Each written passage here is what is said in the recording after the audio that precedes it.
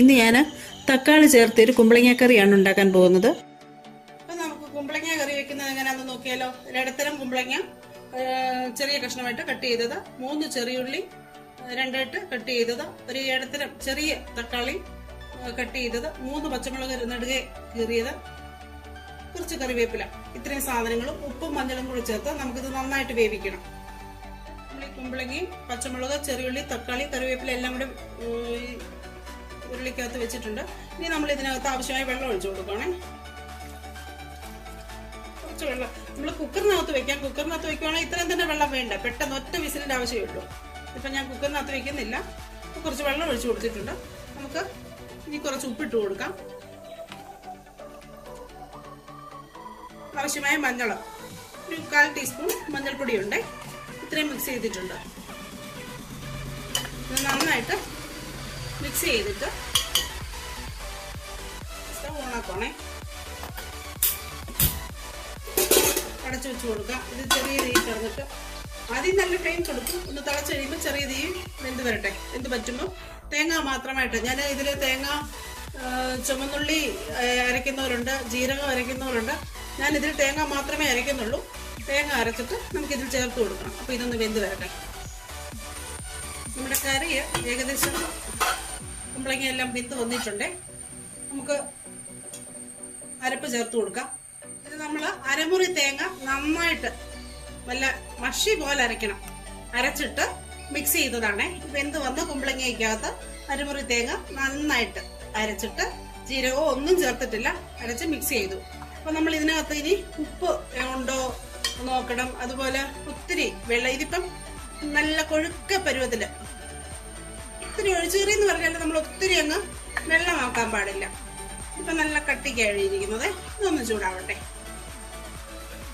ഒത്തിരി അങ്ങ് തിളക്കണ്ട, തിളച്ചാലൊന്നും പിരിഞ്ഞൊന്നും പോകത്തൊന്നുമില്ല. ഞാൻ നമ്മുടെ കറി നന്നായിട്ട് തേങ്ങ അരച്ച അരപ്പൊക്കെ നന്നായിട്ട് തിളച്ചു വന്നിട്ടുണ്ട്. ഇനി ഇതിലേക്ക് നമുക്ക് കാച്ചി ഒഴിക്കാം. നമ്മൾ കടായി വെച്ചിട്ടുണ്ട്.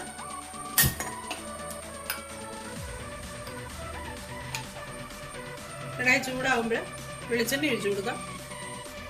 വെളിച്ചെണ്ണ ഒഴിച്ചു കൊടുക്കണം. ഒരു 2 ടേബിൾ സ്പൂൺ വെളിച്ചെണ്ണ ഉണ്ട് കേട്ടോ. വെളിച്ചെണ്ണ ചൂടാവട്ടെ. ചൂടാകുമ്പോൾ കടുകിട്ട് കൊടുക്കണം. വെളിച്ചെണ്ണ ചൂടായിട്ടുണ്ട്, നമുക്ക് കടുകിട്ട് കൊടുക്കാം. കടുക് പൊട്ടുമ്പോൾ നമുക്ക് ചെറിയുള്ളി അരിഞ്ഞിട്ട് കൊടുക്കണേ.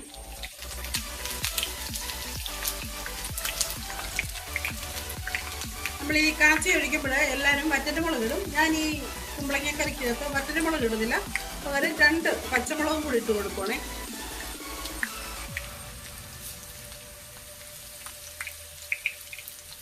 രണ്ടായിട്ട് കീറിയ പച്ചമുളകാണ്.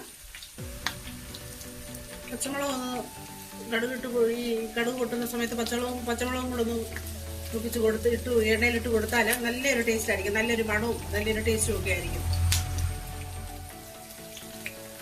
നമ്മൾ ഈ പച്ചമുളക് ഈ എണ്ണക്കകത്തിട്ട് കൊടുത്ത് കഴിയുമ്പോൾ വറ്റൽമുളകല്ല ഇട്ടേക്കുന്നത്, പച്ചമുളകാണ്. നല്ലൊരു മണവും നല്ലൊരു ടേസ്റ്റും ഒക്കെ ആയിരിക്കുന്നു. ഇനി കറിവേപ്പിലയും കൂടെ ഇട്ട് കൊടുക്കാം.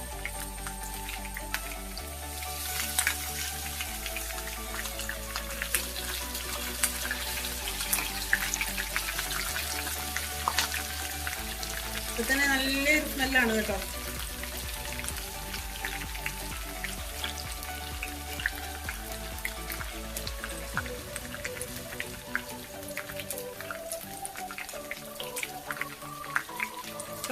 ഇത് കാച്ചി ഒഴിക്കാം. ഇത് ഫ്ലെയിം ഓഫ് ചെയ്യുവാണേ.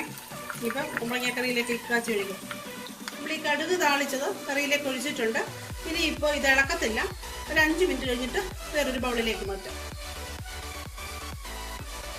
അടച്ചു വയ്ക്കുവാണേ. തക്കാളി ചേർത്ത ഈ കുമ്പളങ്ങ കറി നല്ല ടേസ്റ്റുള്ളൊരു കറിയാണ്. നമുക്കിതിൻ്റെ കൂട്ടത്തിലൊരു മീൻ വറുത്തതോ മീൻ കറി ഉണ്ടെങ്കിലോ, അല്ലെങ്കിൽ നോൺ വെജ് ഒന്നുമില്ല ഒരു മെഴുക്ക് പുരട്ടി ആണെങ്കിലോ, എന്തായാലും ഈ കറി കൂട്ടിയിട്ട് നമുക്ക് നല്ല രീതിയിൽ ചോറ് കഴിക്കുന്നതിന് സാധിക്കും. നിങ്ങൾ ഈ കറി ഒന്ന് ട്രൈ ചെയ്ത് നോക്കണം. ഇതുവരെയും സബ്സ്ക്രൈബ് ചെയ്തിട്ടില്ലാത്തവർ സബ്സ്ക്രൈബ് ചെയ്യണം, ഷെയർ ചെയ്യണം, ലൈക്ക് ചെയ്യണം. Thank you.